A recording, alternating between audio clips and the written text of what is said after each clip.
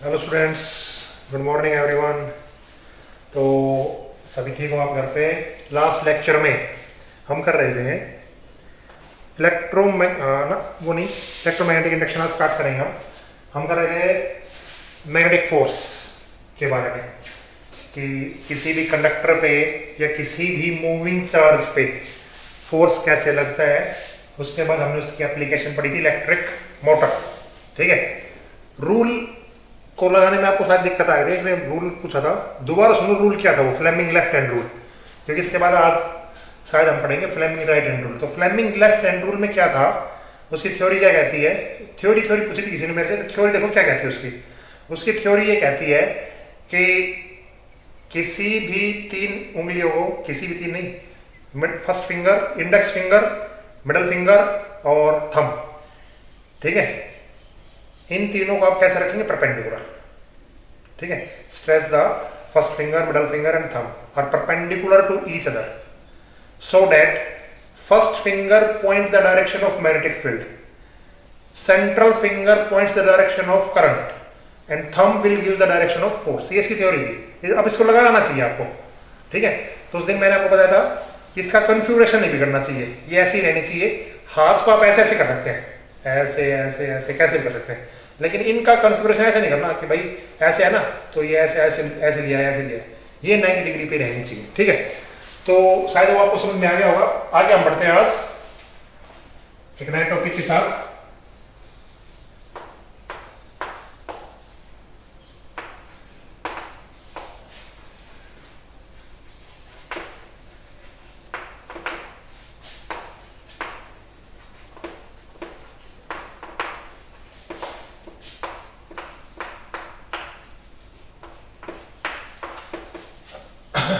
Electromagnetic induction. अच्छा, electromagnetic induction का मतलब देखो क्या होता है, ये थोड़ा सा समझ लेना एक चीजें हैं, इसको आप अच्छी तरह समझना। देखो, द प्रोडक्शन ऑफ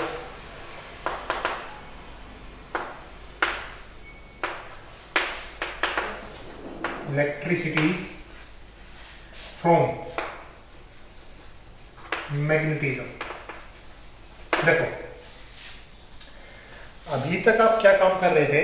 अभी तक आप काम कर रहे थे कि कोई करंट कैरिंग वायर है, वो अपने आसपास क्या फैलाती है? Magnetic field.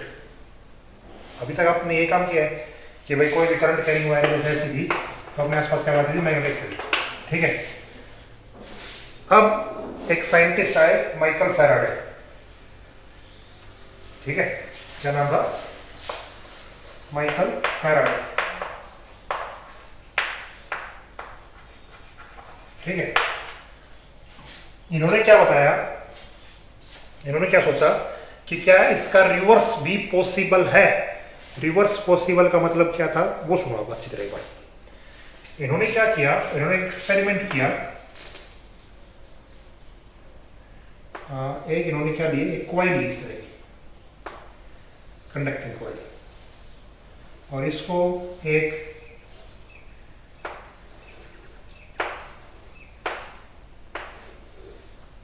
गैल्वेनोमीटर के साथ अटैच कर दिया। इस जी का मतलब क्या है? गैल्वेनोमीटर। गैल्वेनोमीटर क्या काम करता है? To detect current.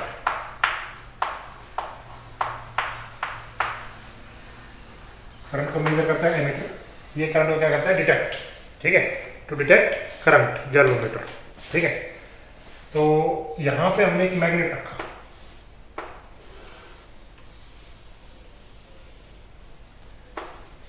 एक एंड बना दिया हमने नॉर्थ पोल और एक एंड हमने क्या बना दिया? South pole. ठीक है, ये कॉइल है, ये इसके पास मैग्नेट है और ये मैग्नेट है स्टेशनरी। स्टेशनरी का मतलब यहीं पे रखा हुआ है। स्टेशनरी का मतलब क्या है कि ये यहीं पे रखा हुआ है।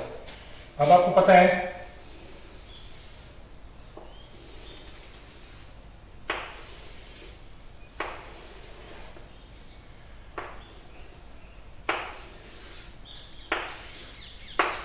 अब आपको पता है कि मैग्नेटिक फील्ड लाइंस नॉर्थ से साउथ कैसे चलती है आउटसाइड द मैग्नेट की हमने प्रॉपर्टी पढ़ी हुई ना, पीछे की प्रॉपर्टी इसमें काम आएंगी। मैग्नेटिक फील्ड लाइन नॉर्थ से साउथ कैसे चलती है आउटसाइड द मैग्नेट, ठीक है। तो ये मैग्नेटिक फील्ड लाइन इससे चल रही है, ठीक है। जब ये किस पे था, रेस्ट पे था, V इज इक्वल टू 0, ठीक है। तो इसके अंदर कोई करंट नहीं था, I भी क्या था 0, I भी क्या था 0, ठीक है। उसके बाद इसने अगली चीज में क्या किया, इसको थोड़ा सा डिस्प्लेस किया V स्पीड से,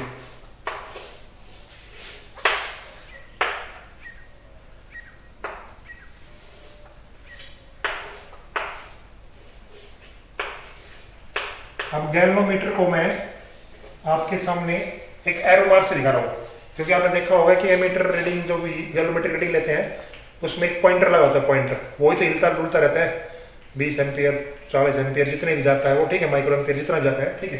तो एक पॉइंटर के हिसाब से लगा देगा, ठीक है। अब जैसे ही आया, ठीक है,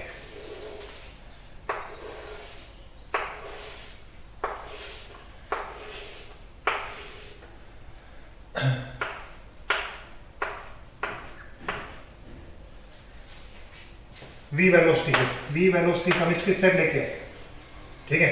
तो इसके अंदर कुछ करंट आ गया, इस कॉइल के अंदर क्या आ गया, कुछ करंट आ गया, ठीक है। इसी प्रोसेस को हम क्या बोलते हैं, the production of electricity from magnetism. किसका यूज किया हमने, मैग्नेट का, और क्या बना दिया, करंट, इलेक्ट्रिसिटी, ठीक है।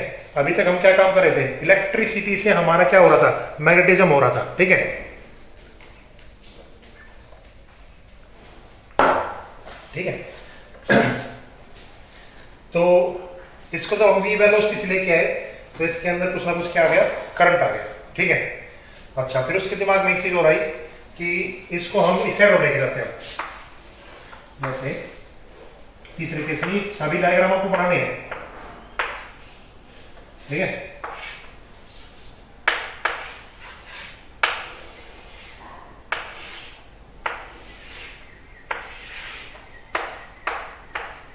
इसको हम V वेलोसिटी से उस साइड लेके गए,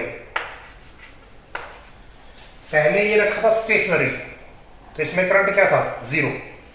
अब इसको हम इस कॉइल के पास लेकर आ रहे हैं, towards the coil, this is towards the coil, इसके पास लेकर आ रहे हैं।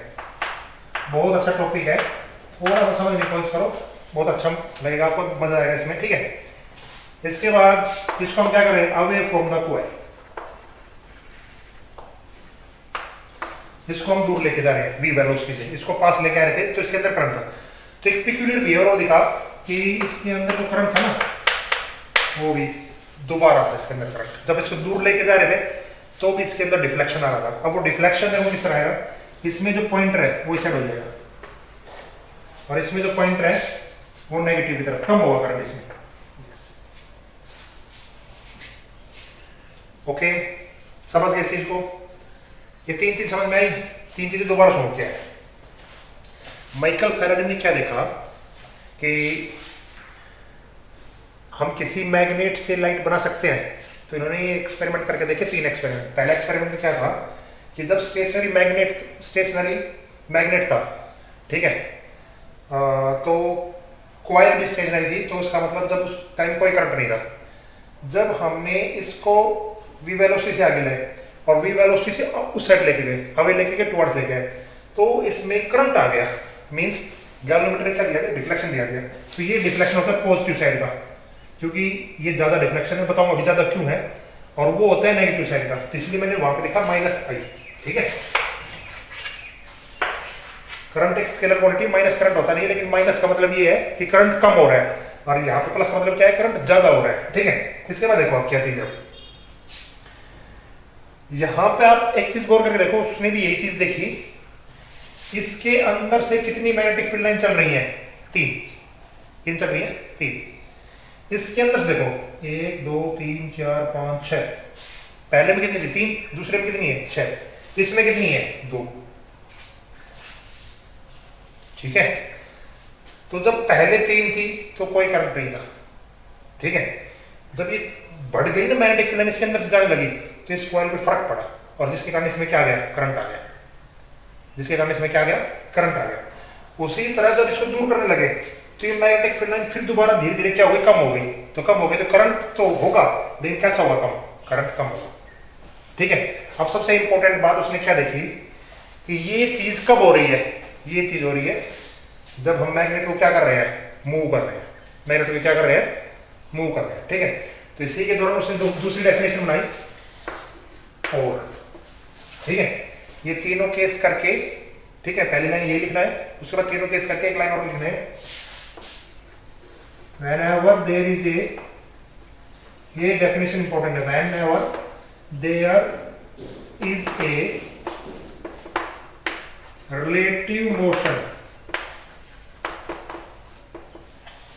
between a magnet and coil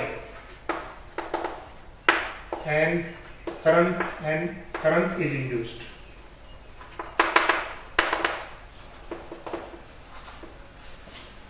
ठीक है। रिलेटिव मोशन का मतलब जब इन दोनों के बीच में अगर कोई मोशन होगा, अगर ये रेस्ट पे होंगे ना तो कोई करंट नहीं बन रहा, जब ये मोशन में होंगे तो करंट बनेगा। तो इसमें आई करंट ज्यादा है, इसमें आई करंट कम है। ठीक है।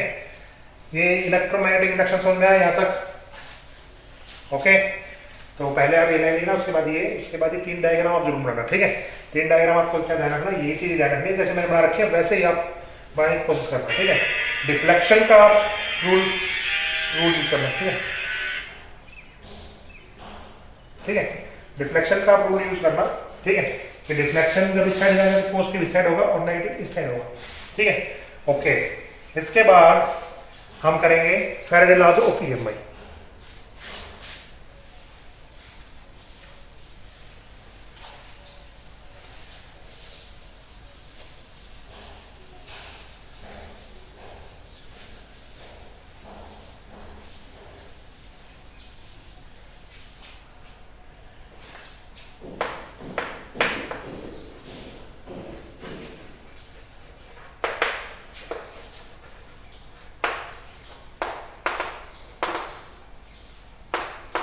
इसकी शॉर्ट फॉर्म है। ठीक है। दो लॉ दिए थे फैराडे ने, दोनों आपको बुक में मिल जाएंगे, दो दो लाइन के अंदर, एक एक लाइन के अंदर, वो दोनों आप लिखना। ठीक है। दोनों की डेफिनेशन मैं भी बता रहा हूं आपको। ठीक है। क्या होती है, उसने क्या बताया, उसने ये बताया पहले लॉ में जब एक्सपेरिमेंट किया तो उसने क्या बताया कि कोई भी कॉइल जब मैग्नेट से लिंक होगी, ठीक है, जैसे मैंने अभी लिखा था ना, तो एक इंड्यूस्ड करंट अपने आप जनरेट हो जाएगा। ठीक है।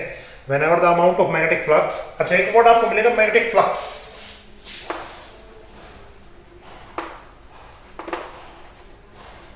ठीक है। एक वर्ड आपको मिलेगा ये मैग्नेटिक फ्लक्स, अब देखेंगे उस बुक में। ठीक है। इस मैग्नेटिक फ्लक्स का मतलब कुछ नहीं होता, इसका मतलब होता है magnetic field lines crossing the area. मतलब अभी जो मैंने कॉइल बनाई थी, कॉइल उसके अंदर से पहले 3 जा रही थी लाइन, उसके बाद कितनी हो गई थी, 6 हो गई थी, हो गई थी 6। तो इसका मतलब क्या था, 6 का मतलब क्या है कि इस कॉइल के अंदर से अब ज्यादा मैग्नेटिक फील्ड लाइन जा रही है, इसके अंदर से कम जा रही है। तो इस एरिया में ज्यादा मैग्नेटिक फील्ड लाइन है, इस एरिया में कम मैग्नेटिक फील्ड लाइन है। तो स्ट्रेंथ ऑफ मैग्नेटिक फील्ड को हम कहते हैं मैग्नेटिक फ्लक्स। इसकी स्ट्रेंथ ज्यादा है तो इसका मैग्नेटिक फ्लक्स ज्यादा है, इसकी स्ट्रेंथ कम है तो इसका मैग्नेटिक फ्लक्स कम है। ठीक है। या आप ये भी कह सकते हैं, सीधा कोई दिक्कत नहीं है, मैग्नेटिक फ्लक्स आपने नया वर्ड है तो उसको छोड़ दीजिए, आप ये यूज कीजिए मैग्नेटिक फील्ड स्ट्रेंथ। ठीक है। ओके। तो इसके बाद हाँ बता रहा, फर्स्ट वन ने क्या बताया, whenever an amount of magnetic flux link with the coil changes, means whenever the magnetic field lines link with the coil changes, change हो रही है, चेंज किस कारण हो रही है, वेलोसिटी का चेंज हो रही है, an amount of magnetic flux link with the coil and EMF या an induced current। ठीक है। एक वर्ड आपको ये मिलेगा EMF, ये होता है electromotive force.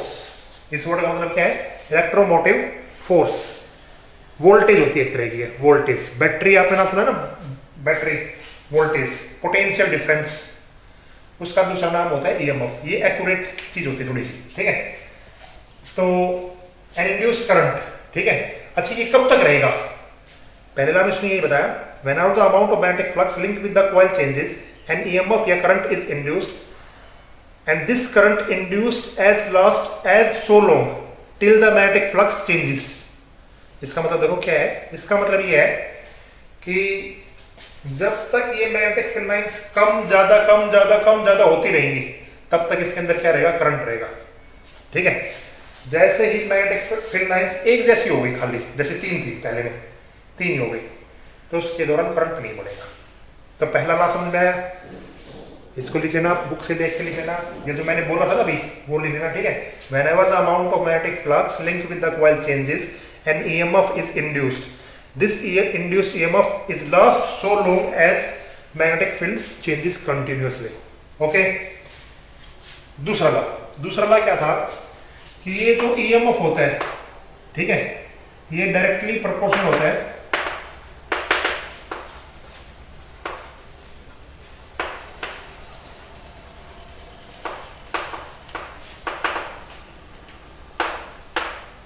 to rate of change of magnetic flux.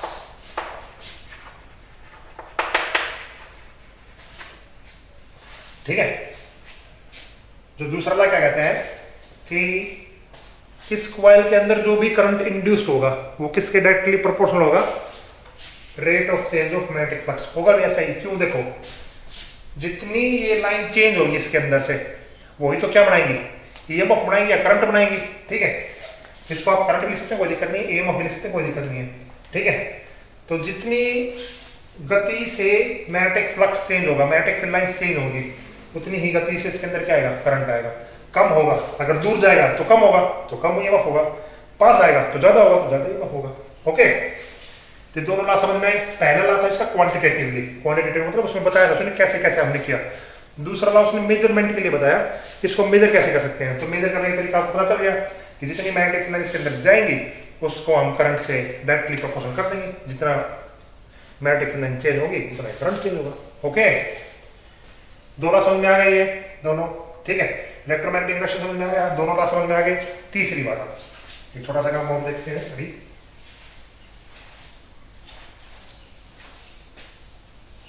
ये भी बहुत इंपॉर्टेंट है, 2 काम हम करेंगे अब। एक करेंगे लेंज लॉ और एक करेंगे हम फ्लेमिंग राइट हैंड रूल। ये इंपॉर्टेंट रूल है दोनों के लिए। ठीक है, रूल इसमें पक्का आते हैं। ठीक है, तो पहले मैं लेंज लॉ बताता हूं आपको। ठीक है, लेंज लॉ और फ्लेमिंग राइट हैंड रूल वैसे तो एक ही चीज है। ठीक है, मतलब दोनों में जो करंट की डायरेक्शन हम निकालेंगे वो दोनों एक ही चीज है। ठीक है, लेंज लॉ ने क्या बताया,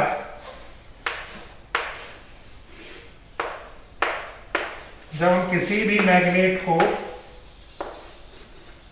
किसी भी कॉइल के पास लेके जाते हैं तो इस कॉइल के अंदर इसका करंट कैसे होगा।